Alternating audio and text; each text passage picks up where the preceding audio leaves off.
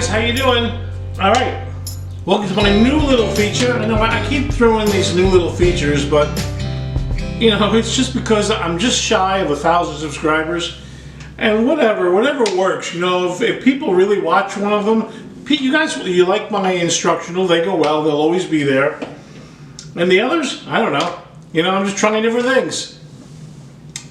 Anyway, we're doing something new. I'm calling this What Makes That Drummer Great? And this will be another regular episode if it goes well. Every, I don't know, 4, 5, 6 weeks, we'll talk about a particular drummer. And today we're going to be talking about Danny Seraphine. Two things. We're going to maybe listen to one or two, not much, of really cool things that he did. One in particular, the song Introduction, which was the first song on the very first album, which just states who he was. We're not going to listen to the whole song, just one section of it, and I want you to hear how Danny approaches this. This is within the first 5 minutes that Chicago is heard by the general public. All right. Secondly, we're going to talk, when we deal with each drummer that we deal with here, we're going to talk about that thing that makes that drummer unique. And there are many things that make a drummer great. It's not just how fast they do paradiddles. For sure it's not that.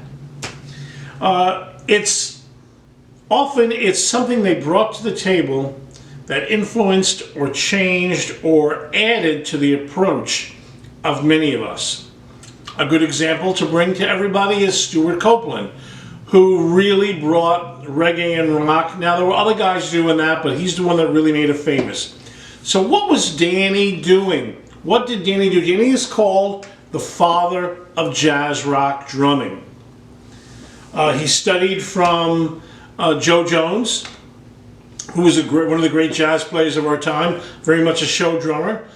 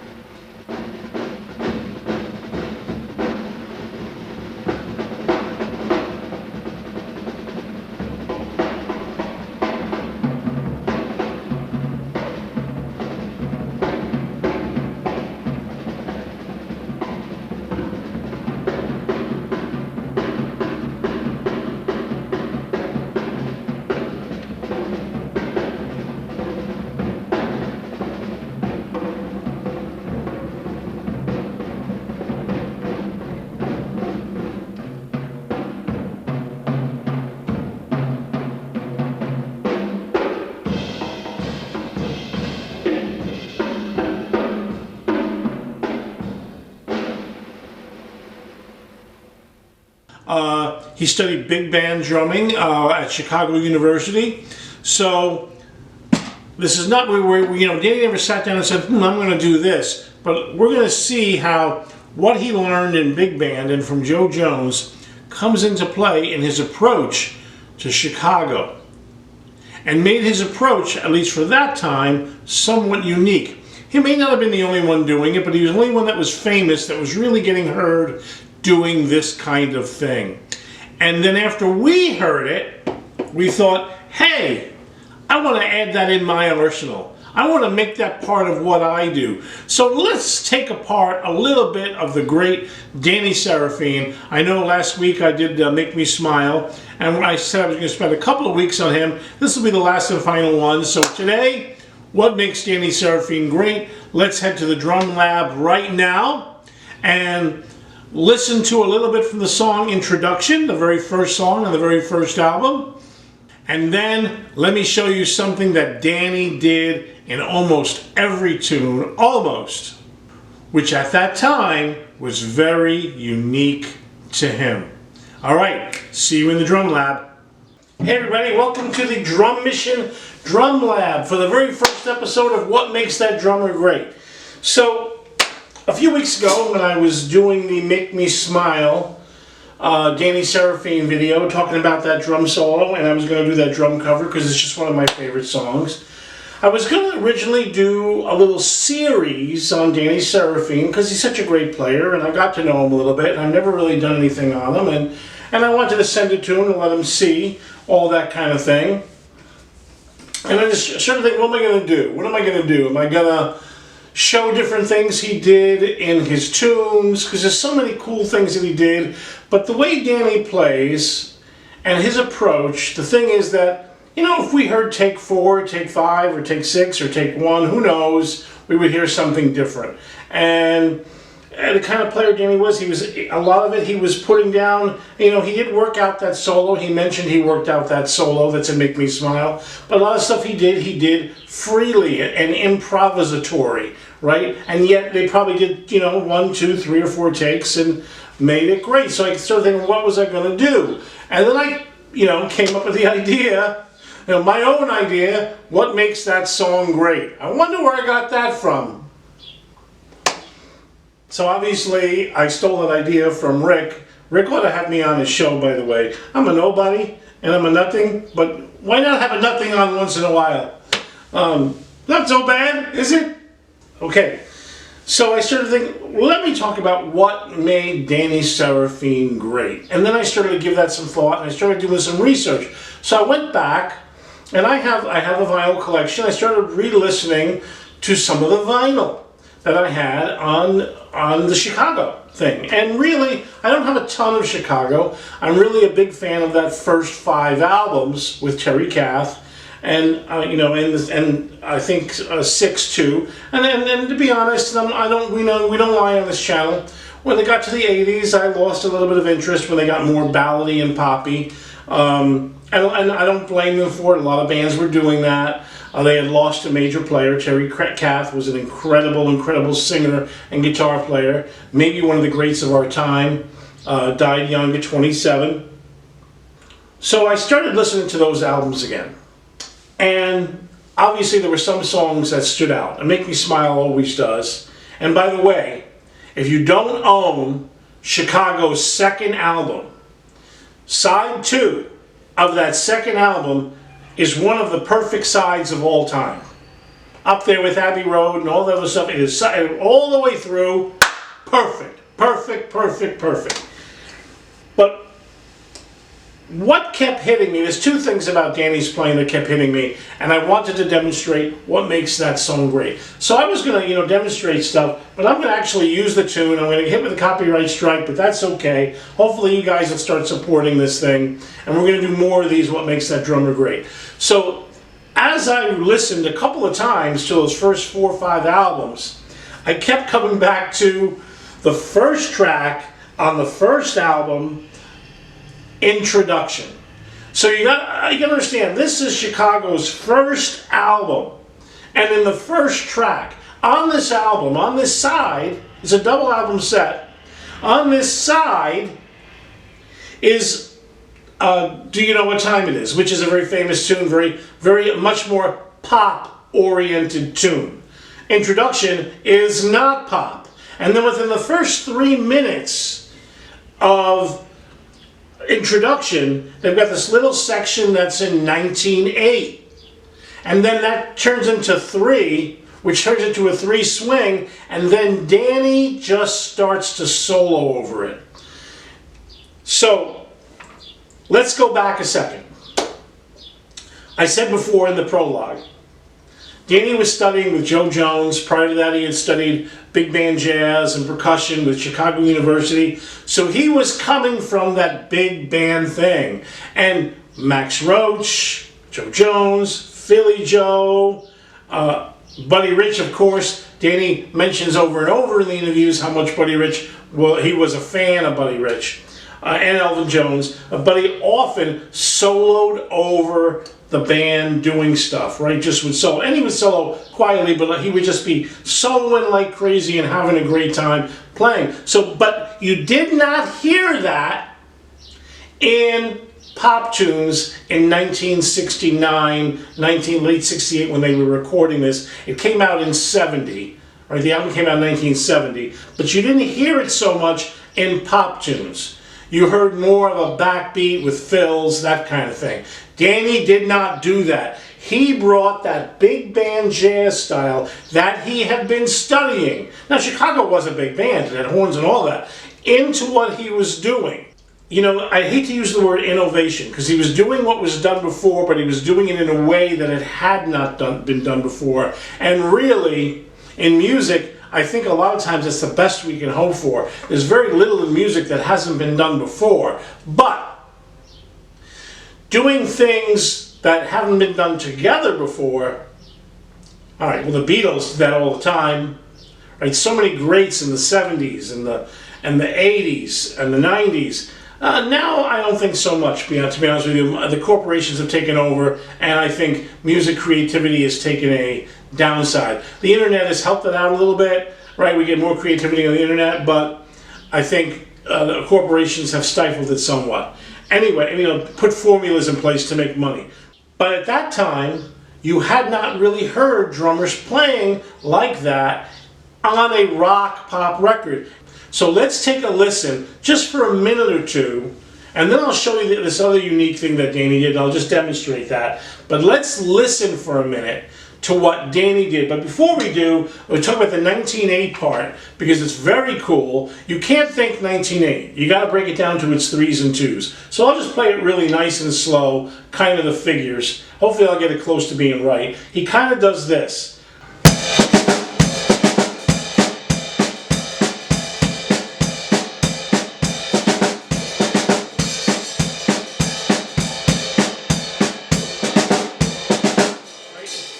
Much faster. They do it much faster. But that's the best way to think of any odd meter, by the way. Little lesson within a lesson is, instead of thinking, you know, 1, 2, 3, 4, 5, 6, 7, 8, 9, 10, 11, 12 up to 19, 1, 2, 3, 1, 2, 3, 1, 2, 1, 2, 1, 2, 3, 1, that kind of thing. Much better for you. All right? And much easier to play, and you can think of your phrasing a little bit better. I can't speak. All right. Let me set up everything and let's listen. I'm going to listen with you on my headphones. You're going to listen directly, and let us hear this together.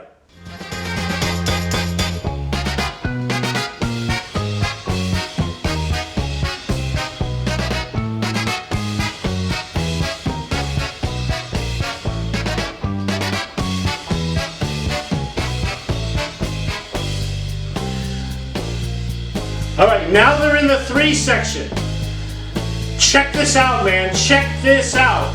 He's going to change it over to swing and then just start going nuts.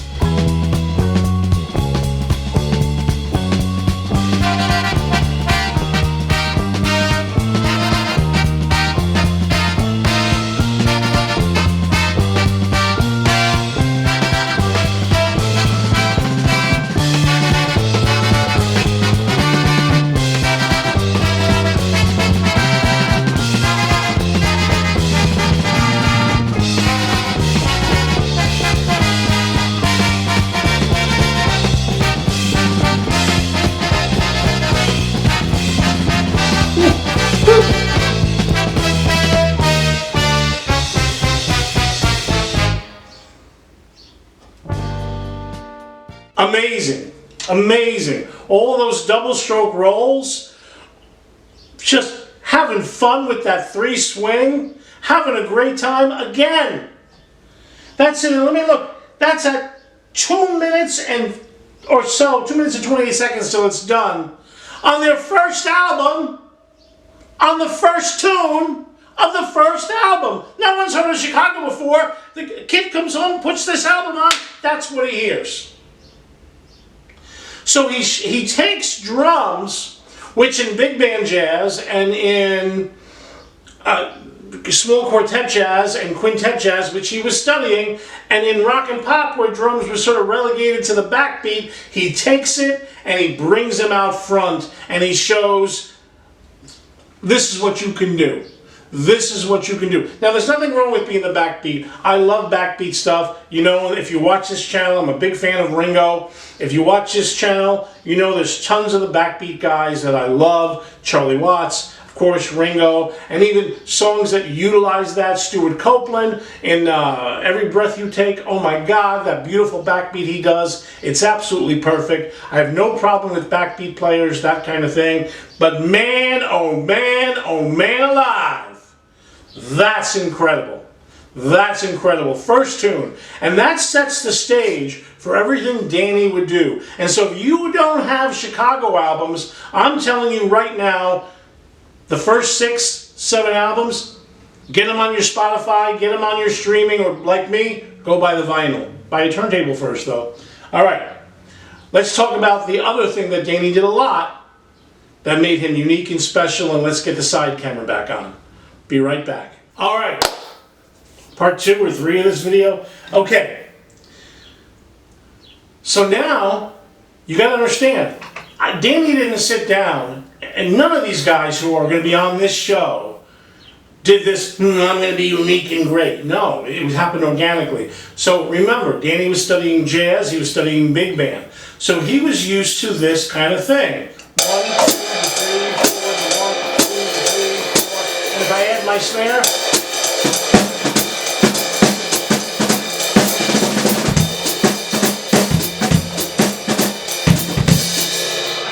used to that jazz swing type of thing. So he brings that in, but he realizes it's a rock groove. He's playing rock, so he's got to change it up a little bit. So it can be, you know, Danny actually did play his ride a lot more than other guys did in that time period. They were much more hi-hat players. He did a lot of this on his ride. I'm going to bring it to the hat to make it easier to hear. So let's do I check that camera sometimes because I don't trust it. I don't trust anything or anyone anymore. Okay? So, where most guys would be doing this,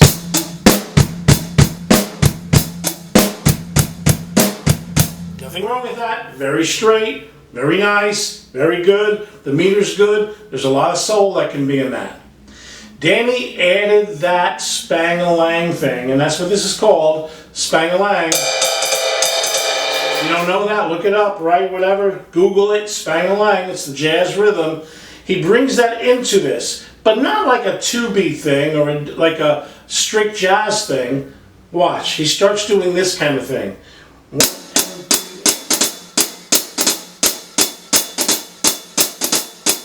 And he doesn't do it religiously, same pattern all the time. He just does it when he feels. So like, here we have this. Now he doesn't do, well, he does it sometimes. He doesn't do this.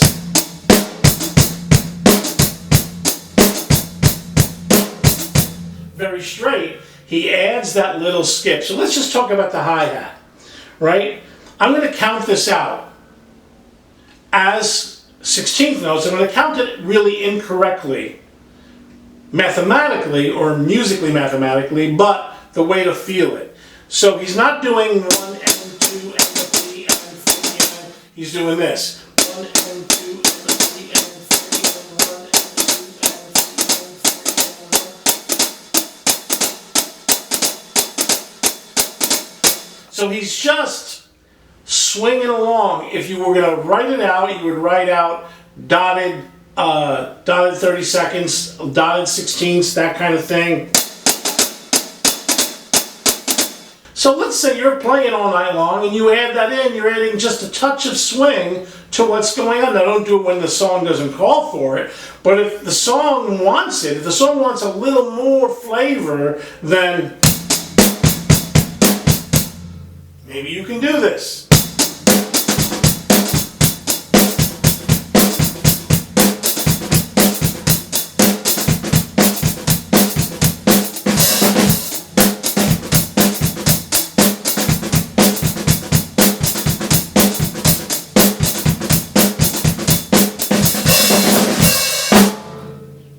I did that more up-tempo, but you can see, and I'm just messing around with it, but letting the melody guide you through that, take you to places you might not have normally went. All right, that's what Danny gave us. Now, do I do that all night long? But I do it in some of the tunes. I play with a great blues diva around here, Tasha Owens, and do I do that in some of her tunes? Yes, I do. And where did I get that from? Danny Seraphine. And that's what makes that drummer great. Because he did something. He might not have been the first one. As a matter of fact, Buddy did that before him, Elvin, Tony Williams, but he's the one that brought it to our forefront, brought it to our vision, and put it in a genre that before that, it didn't belong. All right, let me take you out with this on the cymbal. The other thing Danny did is when he did do the ride patterns with that, he put the cymbal on the quarter notes, not on the upbeats. A straight ahead jazz guy would have put it on the ands or the 2s and 4s. Danny put it on either the downbeats, you can call it, or the 1s and 3s. Here we go. I'll see you on the next one.